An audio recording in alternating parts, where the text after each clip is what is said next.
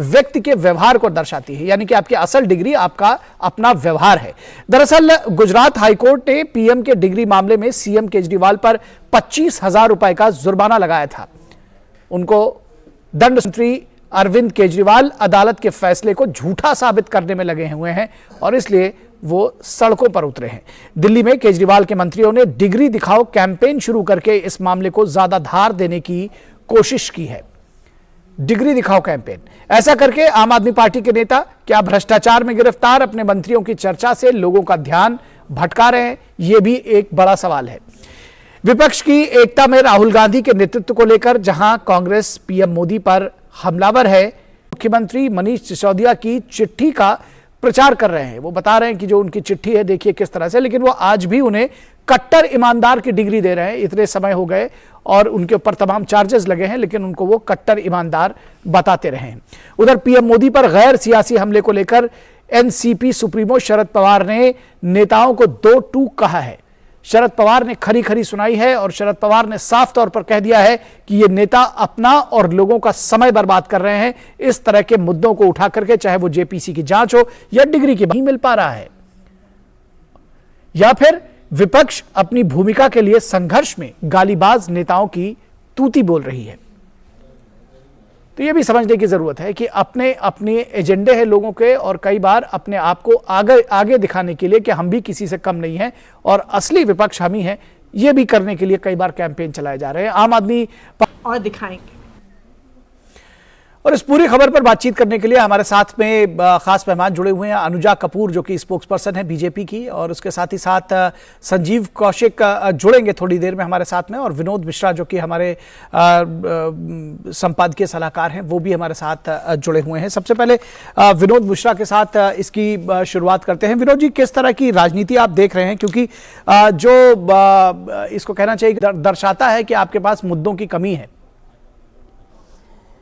25,000 का जुर्माना लगाया था कि एक जो रिप्रेजेंटेटिव है, आप लोगों के उम्मीदवार हैं, वो अपनी सारी डिग्री से लेके अपने बारे में। कौशिक भी जुड़ गए हैं, राजनीतिक विश्लेषक हैं, और कौशिक भी जुड़ गए हैं, राजनीतिक विश्लेषक हैं और आम आदमी पार्टी के समर्थक भी माने जाते हैं। ये किस तरह का, संजीव जी, ये जो एक कैंपेन चलाया जा रहा है डिग्री दिखाओ, इससे आम लोगों को फायदा क्या होगा और क्या इसको ये क्यों न माना जाए कि जब कोर्ट ने 25,000 रुपए का जुर्माना ठोक दिया है अरविंद केजरीवाल के ऊपर पड़ता है और उसमें आप तमाम सारी चीजें जानकारी जिसमें हम चर्चा कर रहे हैं वो देनी होती है और लोग देते भी हैं, तो इसमें कोई बात नहीं। जब देश के प्रधानमंत्री के डिग्री पर यदि सुनते हैं और कोई यदि जानना चाहता है कि हमारे देश के प्रधानमंत्री कितने पढ़े लिखे हैं और उसके लिए यदि वो दाखिल करता है तो ऐसी स्थिति है कि आप कोर्ट तक चले जाते हैं और जुर्माना तक लगा देते हैं। सवाल यह है कि डिग्री पे नहीं है, लेकिन जो डिग्री बताई जा रही है क्या उस डिग्री में ऑथेंटिकेशन है, क्या उसे सत्यापित किया जा सकता है, और यदि किसी ने कहा सत्यापित करके अदालत को गलत साबित करना। और सबसे बड़ी बात यह है कि क्या डिग्री आज मुद्दा है, क्या डिग्री मुद्दा हो सकता है? यह जनता की जो समस्या है, आपके ही जो साथी है शरद पवार वही कह रहे हैं कि डिग्री और जेपीसी जैसी चीजें मुद्दा नहीं हो सकती। देखिए, देश के बहुत बड़े नेता हैं शरद पवार भी, उनकी अपनी सोच है, समझ है और अपनी राजनीति की अपनी महत्वाकांक्षाएं हैं और राजनीति की अपना एक लाइन भी है, तो वो उस लाइन के आगे चल रहे हैं, पढ़े लिखे हैं। उस कॉलेज में आपके लिए कैंपेन चलाने की जरूरत है। चलिए, आपकी बात समझ गए। आपने कुछ बातें कही कि अगर कोई अपना एजेंडा चलाता है तो वो उसका अपना एजेंडा है, उसकी अपनी राजनीतिक महत्वाकांक्षा है। शरद पवार के लिए आपने कहा, यही बात अरविंद केजरीवाल जी के लिए भी कही जा रही है। फिलहाल हम इस चर्चा में बीजेपी की प्रवक्ता को शामिल करेंगे, अनुजा कपूर को। अनुजा कपूर, किस तरह से देखती है कि दरअसल ये महत्वाकांक्षा की लड़ाई है, क्योंकि अब तो शरद पवार भी कह रहे हैं कि जेपीसी और जो डिग्री है उसकी जानने के बजाय अगर कोई दूसरे मुद्दे हैं तो वो उठाए जाने चाहिए, विपक्ष का कर्तव्य वो है। मैं आप सबको सिर्फ एक चीज सुनाना चाहती हूँ।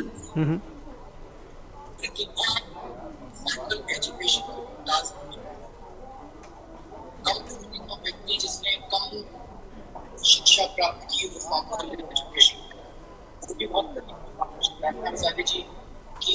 फॉर्मल एजुकेशन दिया तो वो कितने बेनिफिट। प्रधानमंत्री का पढ़ा लिखा होना क्यों जरूरी? प्रधानमंत्री को एक ही दिनों में सैकड़ों फैसले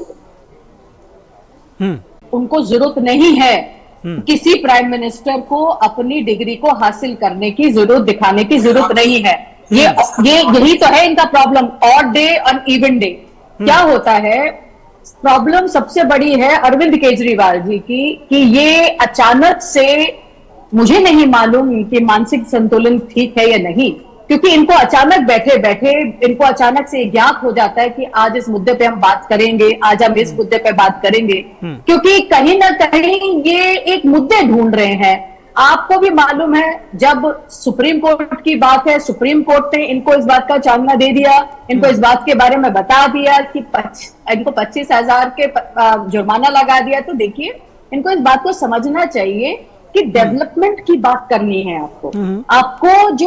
आपको भी जब सत्ता में लाया गया था, आपकी डिग्री देख के नहीं लाया गया था, ठीक है? तो आपने सीएम भगवत मान को जो आपने सीएम बनाया है, उनकी डिग्री क्या है? 12वीं पास। हाँ? आपके 2 एमएलए हैं, आपके एमएलए हैं वो 8वीं पास, एमएलए हैं वो 10वीं पास, 13 आपके एमएलए हैं जो 12वीं पास। आपको अच्छा लगता है इस तरह की बातें करना? आपने आईआरएस से कर आए, पढ़ाई कर आए, तो आपको देखिए आपने क्या किया आज तक दिल्ली के अंदर। आप तो कहीं ना कहीं मोहम्मद बी से आप भी वैसे ही दिख रहे हैं। आपकी पढ़ाई लिखाई, आप बात करते हैं, अरे महात्मा गांधी जी, उनकी किसी ने डिग्री पूछी?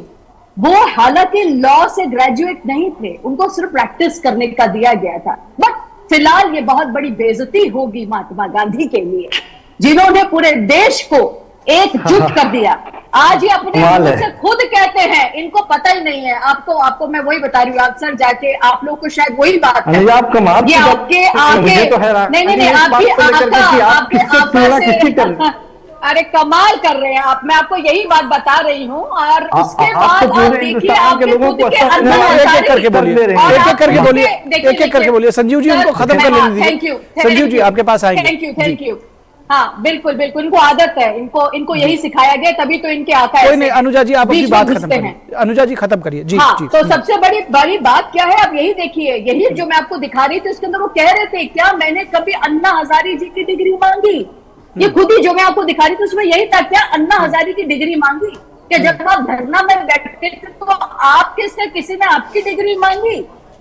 धरना, अन्ना हजारे, महात्मा गांधी, इलेक्शन बोर्ड, क्या डेवलपमेंट की बात करनी, ये सब चीजें, ये मुद्दे हैं। और आपको मुद्दों पे बात करने के लिए क्या जी भाई, ये मुद्दा उठाए बिना काम नहीं चलेगा क्या? या आपको नहीं लगता कि जो तमाम सारे लोग हैं उनका ये समय जाया करना है? ये लोगों के साथ एक तरह से कहीं ना कहीं ये राजनीतिक ठगी अगर कही जाए तो गलत नहीं होगा। निखिल, जिस पार्टी के एक मंत्री या एक विधायक को फर्जी डिग्री पे बनता है कि वो लोगों के बीच पे अपने आप अपनी डिग्री दिखाए, ये छुपाने की नौबत आ गई। इससे संशय की स्थिति बढ़ती है और उससे छवि खराब होती है। नहीं, छुपाने की नौबत कहाँ आई? इसी अब आप समझिए, देखिए बात यह है कि दरअसल इसको मांगने के लिए इसको मांगने के लिए आप कोर्ट तक गए। कोर्ट तक ने कहा कि भाई आप ये क्यों दूसरों का समय खराब कर रहे हैं? 25,000 का जुर्माना लगाया। जुर्माना भी सजा है, जुर्माना भी सजा है। निखिल जी एक बात सुनिए, संजीव भाई एक बात बताइए, आप ये बात बताइए, आपको खुद वकील है, वकालत करना जानती है, कोर्ट के आदेश पे कोई हैसियत नहीं रखते हैं, कोई भी हम विवाद पैदा नहीं करना चाहते हैं। आदर है। चलिए मैं विनोद जी के पास जा रहा हूँ। चलिए मैं अनुजा जी के पास और उनके पास आऊंगा। पहले आप दोनों लोग शांत हो जाइए। चलिए, एक दूसरे के ऊपर बोलेंगे तो समझ में नहीं आएगा। मैं विनोद जी के पास आ रहा हूँ। विनोद जी बता रहा हूँ, संजीव तो ये आपका घमंड बेकार की है। ये डिग्री जो है किसी की भी, हमारी, आपकी या अरविंद केजरीवाल की, वो एक रसीद है जो आपके पुरखों ने, आपके पेरेंट्स ने आप पे खर्चा किया है, वो इसकी एक रसीद है। शिक्षा आपने क्या ली है, डिग्री आपने क्या ली है, वो आपका व्यक्तित्व है जी। जो आप सामने के साथ बात करते हैं, आप लोगों से डील करते हैं। और एक अच्छा व्यक्तित्व का आदमी अगर वो दूसरे का सम्मान नहीं दे पाता है, वो गालीबाज की सियासत कर रहा है, तो क्या आप उसको डिग्री मानेंगे? इसका मतलब सीधा है कि आप उस डिग्री को भी कलंकित कर रहे हैं, जो इस बात को गुमान कर रहे हैं कि हमारे पास सबसे बड़ी डिग्री है। दूसरी बात मैं आपको बता रहा हूं, इसका जवाब दे कि अभी जो विपक्ष की एकता की मुहिम चल रही है उसकी अगुवाई, संजीव जी आप सुन लीजिए, संजीव जी आ रहे हैं, एक मिनट। जो विपक्ष की एकता की मुहिम चल रही है उसमें आप देखिए कि सारी पार्टियों ने अपने अपने तरीके से एजेंडे को लेकर आगे कोशिश की है। ममता बनर्जी का अपना एक मोर्चा है, केसीआर ने भी अपना बीआरएस बना के अपनी को ये कोशिश की है, उनका भी एक एजेंडा है। इसके बाद आप देखिए अभी साउथ में स्टालिन ने किया था, वो सारे विपक्ष के लीडर को बुला के सामाजिक न्याय का वो पहला अधिवेशन किया था, उनकी भी अपनी ये एक है।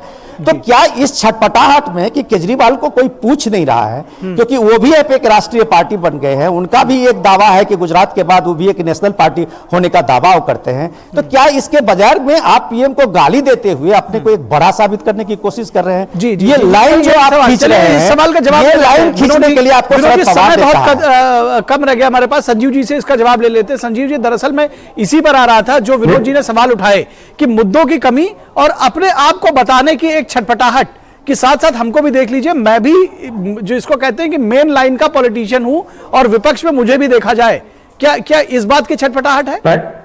पहली बात तो यह है कि उन लोगों के लिए साफ मैं बता दूं कि भारत के इतिहास में ये पार्टी है जो 2 स्टेट में पहले सरकार बनाती है और उसके बाद में उसको राष्ट्रीय पार्टी होने का तमगा मिलता है, और वो भी मोदी के गृह राज्य।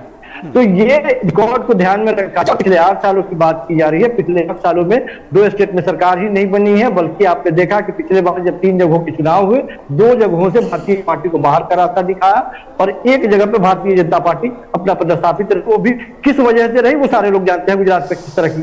चलिए अभी ये कह रहा हूँ कम समय में ये पार्टी को लोगों ने नहीं पार्टी को यदि आप हल्के में आते हैं और पार्टी जो कह रही है वो ये तय करते हैं कि विपक्षी पार्टियों का एजेंडा कौन सेट करेगा। कोई पार्टी अपना एजेंडा तय करेगी, वो कोई आदमी नहीं तय करेगा कि हमें क्या करना है क्या नहीं करता है। निखिल जी, यानी कि आप समझ गए कि नैतिक रूप से अपना दो क्या? जी, मैं समझ गया आपकी बात। यानी कि आप ये कहना चाह रहे हैं कि आप एक बड़ी पार्टी हो चुके हैं और आप अपना एजेंडा तय कर रहे हैं और इसमें किसी को कुछ नहीं करना चाहिए। जी अनुजा जी, आप जल्दी से मैं बस एक क्विक प्रश्न रखना चाहती हूँ। क्या मोदी जी क्या अभी नए पॉलिटिशियन बने हैं? 20 साल से हैं, तो आज अरविंद केजरीवाल को क्यों ये डिग्री देखनी है? मुझे ये बात पूछनी है। ये सवाल तो उठेगा, ये सवाल आज क्यों उठा रहे हैं आप? और दूसरी बात, 20 साल उन्होंने लगाए अपनी जान न्यौछावर करी है अपने देश के लिए, तो आज आप सवाल क्यों पूछ रहे हैं? 2014 में जो कपिल सिब्बल को, ए राजा को, कमलनाथ, नवीन जिंदल, मुलायम सिंह, मायावती, सुरेश खन्ना के साथ नितिन गडकरी, सुशील, आप किस किस को आपने करप्ट नहीं बोला था? आज आप उनके साथ कह रहे हैं जय हो। अरे जब, और आपने क्या बोला? अरे मुद्दे से भागिए नहीं, ताना है अमित शाह, मुद्दे से भागिए नहीं, जो छोटी सी बात है इसमें छुपाने वाली मुद्दे से कोई भागने ऐसी बात नहीं है। हमारे पास आज समय नहीं है। मोदी जी आज के नहीं है, आज के पॉलिटिशियन नहीं है। मोदी जी को 20 साल हो गए सत्ता में। संजीव जी, चलिए संजीव जी ये सवाल उठेगा। संजीव जी, हाँ अनुजा जी आपकी बात समझ गए। संजीव जी ये सवाल जरूर उठेगा कि ये ठीक चुनाव से पहले ये फिर डिग्री का मुद्दा जो आप ये गरमा रहे हैं, तो इसके पीछे कई सारे रीजंस हैं। एक रीजन तो ये है कि अपने आप को साबित करना है, दूसरा ये भी है कि आपके पास मुद्दा नहीं है, जैसा कि शरद पवार कहते हैं। ये सारे सवाल जो आप सवाल खड़ा कर रहे हैं उस पर भी सवाल खड़े किए जाएंगे। फिलहाल आज के लिए हमारे पास इतना ही वक्त है। हम विनोद जी आपका भी शुक्रिया, संजीव जी आपका भी शुक्रिया और अनुजा जी बहुत शुक्रिया इस पूरी चर्चा में जुड़ने के लिए। और सवालों के घेरे में ममता बनर्जी की सरकार भी आ चुकी है। एनएचआरसी की जो फैक्ट फाइंडिंग टीम है उसने बड़ा खुलासा